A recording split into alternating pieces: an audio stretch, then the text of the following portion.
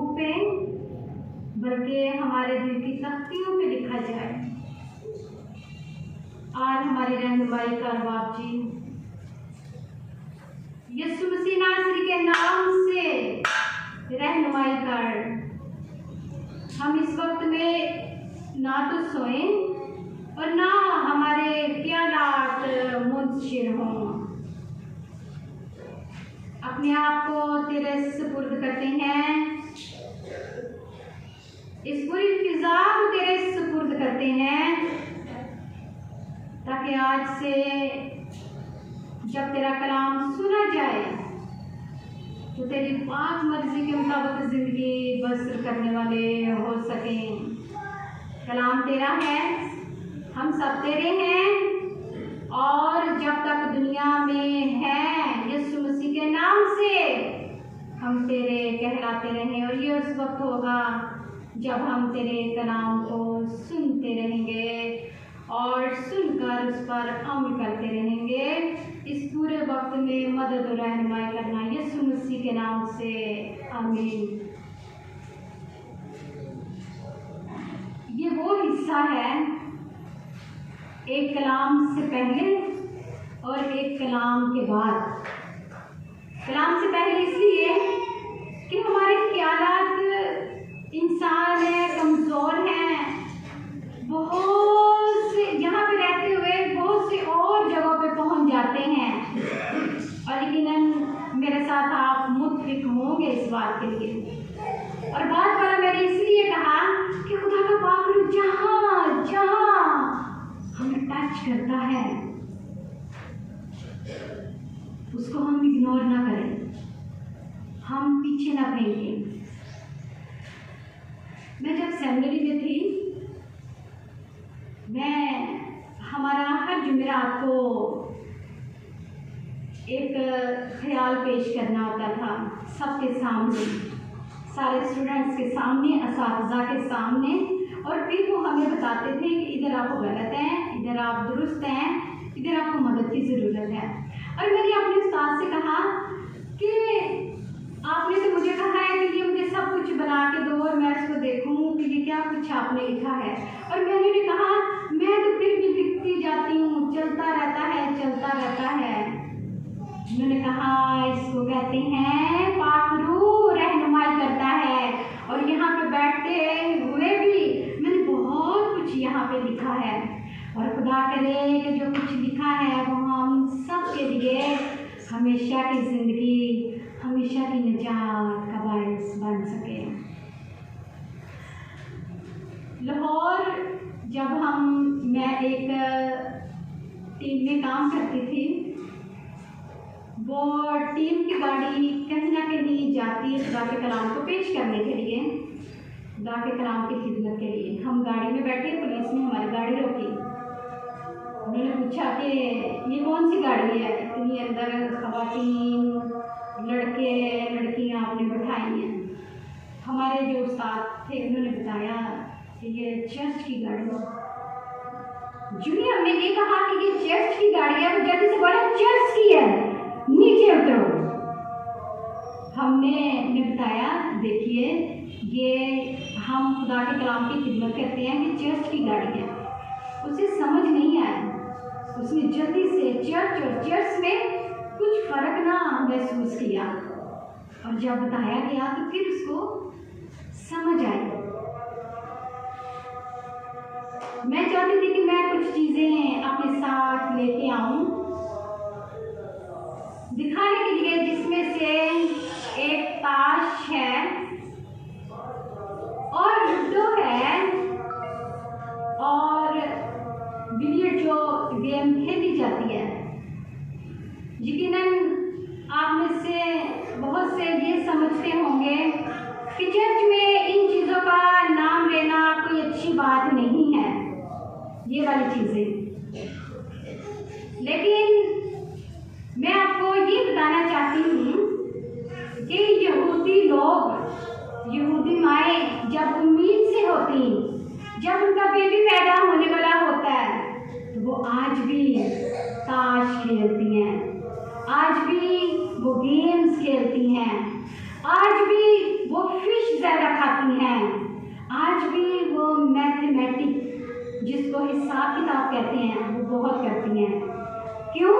वो चाहती हैं कि उनकी आने वाली औलाद एक परफेक्ट औलाद हो, और वहाँ के जो बच्चे हैं वो 12 साल की उम्र में बिजनेस करते हैं, और उस खवातीन के सामने कोई स्मोक भी नहीं कर सकता। इतना ख्याल रखा जाता है। जब ये इतना ख्याल रखा जाता है तो देखें कि औलाद कैसी होगी। आज भी यहूदी पूरी दुनिया में फैले हैं। ये आप मेरे साथ मुत्फिक होंगे, जो कुछ भी आज चल रहा है कि बॉटल्स हैं, जो कोक पी जाती है, ये सब क्या है?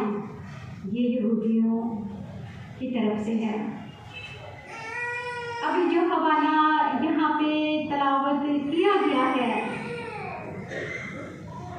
जो हवाला पढ़ा गया पिछले इतवार भी यही हवाला पढ़ा गया था, लेकिन आज हम फर्क तरीके से देखेंगे इसको।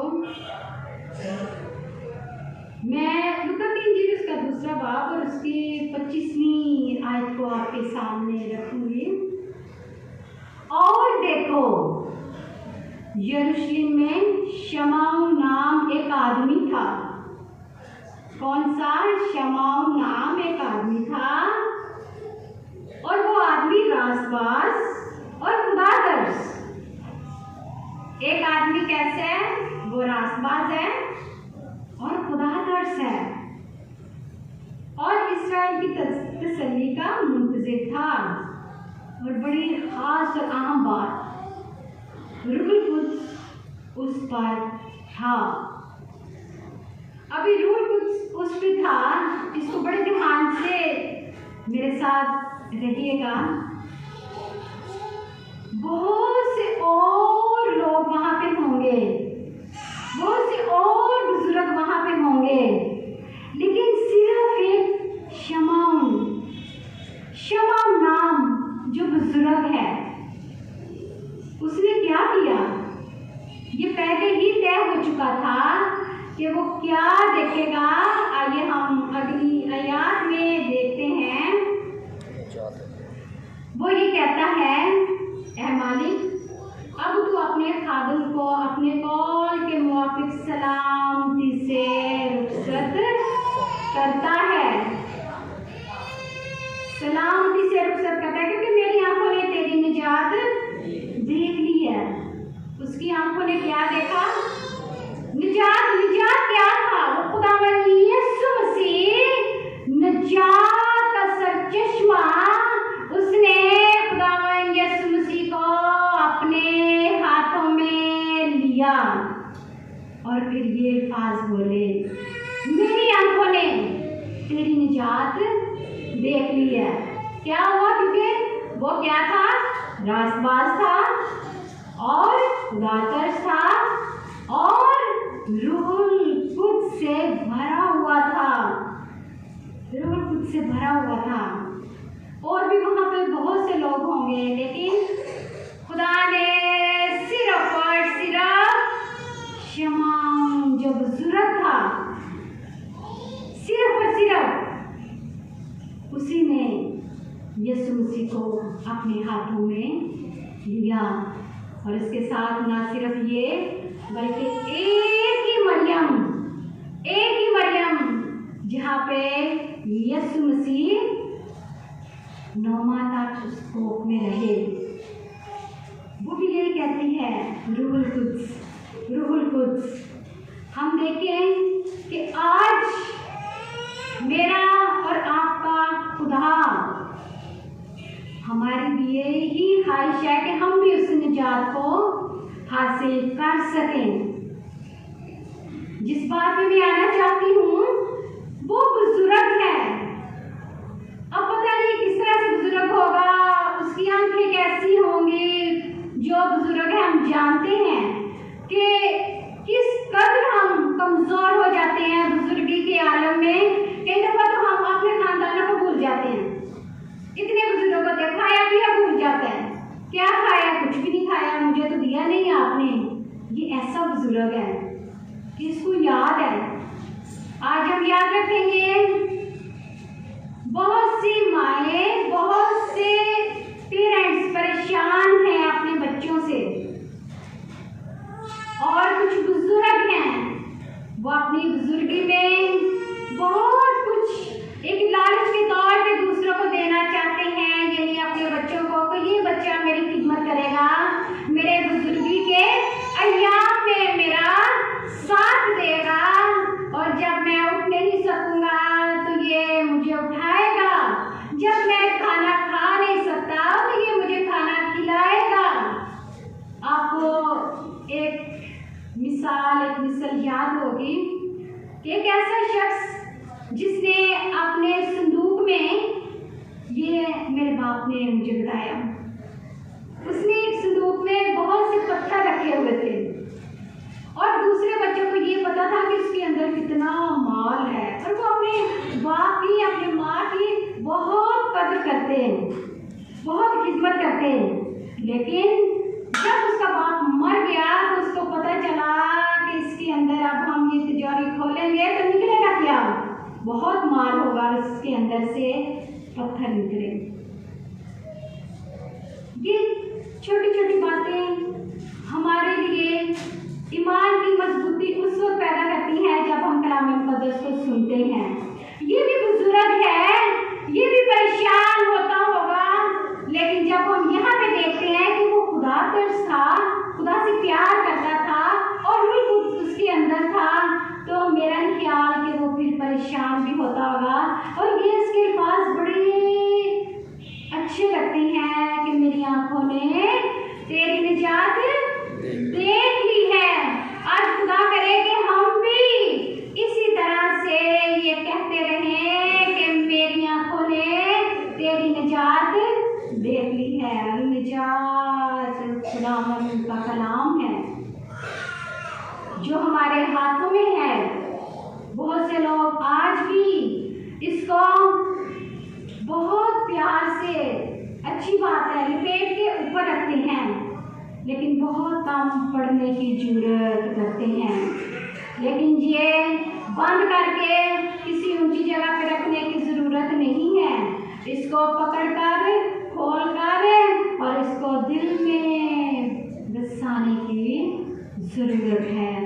ये ऐसा कलाम है, ये निजात है, ये निजात हम सब के लिए। जब हम एक निजात के लफ्ज़ को हम अगर देखें तो ये एक बहुत बड़ी कन्वेंशन भी लोग इस पे करते हैं, एक निजात के वर्ड पे, अल्फाज पे। ये कोई छोटा अनुमान नहीं है, लेकिन हम जो आज सीख रहे हैं कि निजात का काम अगरचे हमारी जिंदगियों में हुआ है, तो हम कभी भी झूठ नहीं बोल सकते। हम किसी के साथ किसी की ऐबजोई नहीं कर सकते। आज हम किसी को किसी तरह से गिरा नहीं सकते। ये निजात का काम है। ये निजात मेरे और आपके लिए है। निजात किस तरह से हम पा सकते हैं? आज खुदा पाक ने अपने बेटे को हमारे वास्ते इस दुनिया में भेज दिया, ताकि मैं ये समझती हूँ, जिसने ये कहा है ना कि मेरी आंखों ने तेरी निजात देख ली है, वो कह रहा है कि मैं निजात पा चुका हूँ। निजात मेरी है और मैं निजात याफ्ता हूँ। आज सिर्फ एक मंथली पॉइंट को देखने के लिए अपने आप को तैयार कीजिए। यहूदा इस्करियोती के पास निजात थी, वो यीशु मसीह के साथ साथ था।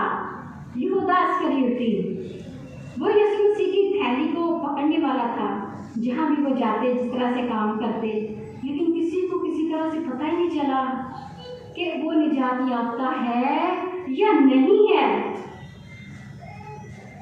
उसने क्या किया? जो उसकी औकात थी, उसने अपनी औकात दिखा दी कि मेरी औकात क्या है। लेकिन मेरे और आपने अपना फजल जिस सलीब पे बहाकर, उसने अपना फजल मेरे और आपको दिखा दिया कि उसने ये कहा कि मेरा फजल तुम सब के लिए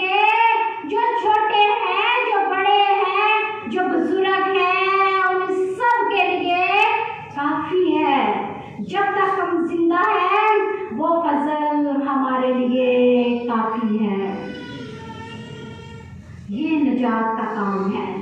निजात वाले लोग कभी भी किसी की हलाकत नहीं चाहते। निजात वाले लोग हमेशा जिसके पास निजात नहीं उसको पकड़ते हैं और यीशु मसीह के पास ले आते हैं। आज हम याद रखें कि हम अगरचे यहूदा अस्करियोती हमारी जिंदगियों में है तो खबरदार होने की जरूरत है हम सबको। खुदा करे कि हम शमाउन की तरह बन जाएं, जिसने खुदा के बेटे यीशु मसीह को अपने हाथों में लेके ये कहा कि मेरी आंखों ने तेरी निजात देख ली है।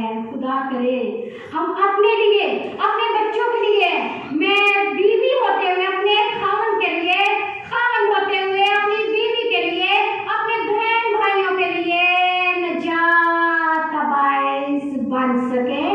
इसने साल में, नए साल के इस महीने में यीशु मसीह नासरी के नाम से हम निजात के तजर्बे को अपनी जिंदगी में लेते रहें। यूसुफ के साथ क्या कुछ हुआ जब उसके भाइयों ने उसको किसमें फेंक दिया? कुएं में। उसका जी चाहता होगा कि कोई सुपरमैन बन के अपने भाइयों को लूं और उनका गला इस तरह से दबा दूं, लेकिन उसने ऐसा नहीं किया। वो फिर भी अपने भाइयों के लिए बरकत का बायस बना। उनके पास रोटी नहीं थी, आज रोटी के लिए इतनी मेहनत की जाती है। रोटी के लिए बहुत से झूठ भी बोले जाते हैं, बहुत सी मुशक्कत की जाती है। क्यों? क्योंकि ये तो पहले ही खुदा की किताब में खुदा ने आदम को कह दिया कि तू क्या करेगा? खून और पसीने की कमाई, मेहनत करेगा। याद रखें मेरा और आपका खुदा आज भी वो अपनी बाहें फैलाए हमारा इंतज़ार करता है। जहाँ कहीं हम झूठ बोलते हैं, खुदा का पाक रूह हमें गाइड करेगा कि निजात मेरी है, मैं क्यों झूठ बोलूं? निजात मेरी है, मैं क्यों एब्जॉय करूं? निजात मेरी है, मैं एक दूसरे को गिराने की कोशिश ना करूं। निजात मेरी है, मैं खुदा के काम के लिए अपने आप को वक्फ करूं। मैं खुदा के काम के लिए अपना आप दे दूं और कुछ नहीं तो मैं दुआ जरूर कर सकूं नौजवान नस्ल के लिए।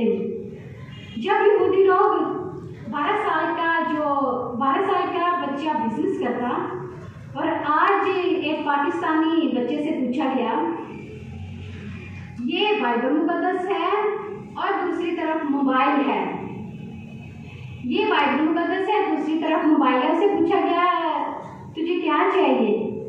उसने देखे क्या चूज किया? उसने कहा बाइबल तो मेरे बाप के पास है, मोबाइल मुझे दे दिया जाए। उससे कहा गया मोबाइल आपके बाप के पास नहीं है। उसने कहा मोबाइल है लेकिन वो मेरे बाप का है। तो बाइबल मुकद्दस उसके बाप की नहीं है। आज मीडिया जो है ना, मीडिया बहुत हद तक शैतान उसको इस्तेमाल कर रहा है। उसने कहा मेरी आंखों ने, आज हमारी आंखें क्या कुछ देखती हैं, इस पे हमें गौर करने की जरूरत है। और घंटों घंटे हम इस पे लगा देते हैं, दिन और रात इस पे लगा देते हैं और उन्हीं बातों को, व्हाट्सएप को, इंस्टाग्राम को, जो कुछ भी फेसबुक है उसको हम इस तरह से करते जाते हैं और फिर भी हम थकते नहीं हैं। और ये क्या है? ये शैतान का सबसे बड़ा हरबा कि हम कभी भी कलाम मुकद्दस को अपने हाथों में ना लें, इस निजात को हासिल ना कर सकें। याद रखें जब मैं एक इस तरह से नहीं करेगी, किसी दूसरे की मदद नहीं करेगी, तो हम कभी भी निजात को हासिल नहीं कर सकते।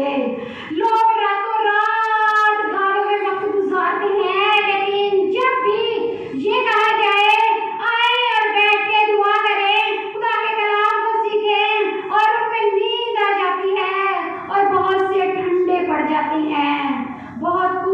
हो जाते हैं। और जब दूसरा एक शैतान का काम होता है तो उसमें हम जिस्मानी ज़हनी तौर पर एक्टिव रहते हैं। खुदा करे कि हम इस निजात को, ये जो खुदा का कलाम है, हर रोज़ अपनी ज़िंदगियों में पढ़ने वाले हो सकें, इस पर अमल करने वाले हो सकें। तो फिर हम जब सूरत भी होंगे तो फिर भी हम फिक्रमंद नहीं होंगे। खुदा हमारे साथ है, खुदा हमारे साथ था और खुदा की निजात हमेशा तक हमारे साथ रहेगी। आइए हम झुके और दुआ करें। अपनी सर को थोड़ी देर के लिए खुदा के हुजूर झुकाएंगे और थोड़ी देर के लिए सोचेंगे कि खुदा के पाक ने कहाँ पे मेरी मदद की है। जो बात भी किसी के दिल पे टच करती है, समझे वो खुदा का पाक रूह हमसे बात कर रहा है। आइए उसकी आवाज़ को सुनिए और अपने दिलों को कभी भी सख्त ना कीजिए। वो सादकों की हिफाजत करता है। दुआ करेंगे कि तुम हमें सादिक बना। यहूदा इस्करियोती यीशु मसीह के साथ रहा तो भी उसने अपनी औकात दिखा दी। वो हमेशा की ज़िंदगी में दाखिल ना हो सका, वो निजात को ना पहचान सका। आइए जो कुछ भी खुदा के पाक रूह ने आपको टच किया है, कोई बात आपके दिल पे लगी है, उसके लिए खुदा की शुक्रगुजारी कीजिए और कहिए कि ये मैं बात कभी भी ना भूलूं, मैं बात कभी भी ना भूलूं। पाक रूह के दरिया में हमें डूब जाने दे, पाक रूह के दरिया में हमें डूब जाने दे। तू प्यार हमारा है, दिलदार हमारा है, हम तुझ में खो जाएंगे, पाक रूह के दरिया में हमें डूब जाने दे।